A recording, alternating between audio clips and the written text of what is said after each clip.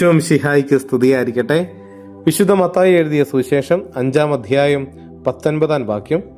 ഈ പ്രമാണങ്ങളിൽ ഏറ്റവും നിസാരമായ ഒന്ന് ലംഘിക്കുകയോ ലംഘിക്കാൻ മറ്റുള്ളവരെ പഠിപ്പിക്കുകയോ ചെയ്യുന്നവൻ സ്വർഗരാജ്യത്തിൽ ചെറിയവനെന്ന് വിളിക്കപ്പെടും. എന്നാൽ അതനുസരിക്കുകയും പഠിപ്പിക്കുകയും ചെയ്യുന്നവൻ സ്വർഗരാജ്യത്തിൽ വലിയവനെന്ന് വിളിക്കപ്പെടും.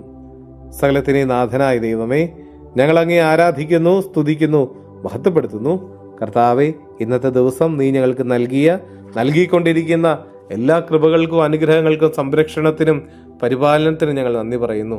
കർത്താവെ, പാപം ചെയ്ത് നിനക്കെതിരെ പ്രവർത്തിച്ചിട്ടും നിന്നിൽ നിന്ന് അകന്നു പോയിട്ടും തമ്പുരാനെ കരുണയോടെ വാത്സല്യത്തോടെ നീ ഞങ്ങളോട് പെരുമാറുന്നു. തമ്പുരാനെ നന്ദി പറയുന്നു.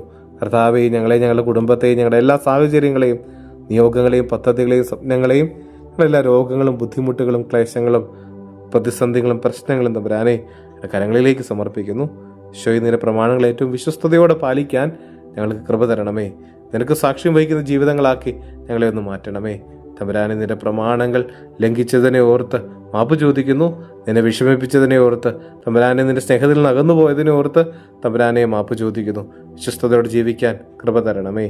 നമ്മുടെ കർത്താവ് ഈശോ മിശിഹായുടെ കൃപയും പിതാവായ ദൈവത്തിന്റെ സ്നേഹവും പരിശുദ്ധാത്മാവിന്റെ സഹവാസവും നമ്മെല്ലാവരോടും കൂടെ ഉണ്ടായിരിക്കട്ടെ, ഇപ്പോഴും എപ്പോഴും എന്നേക്കും.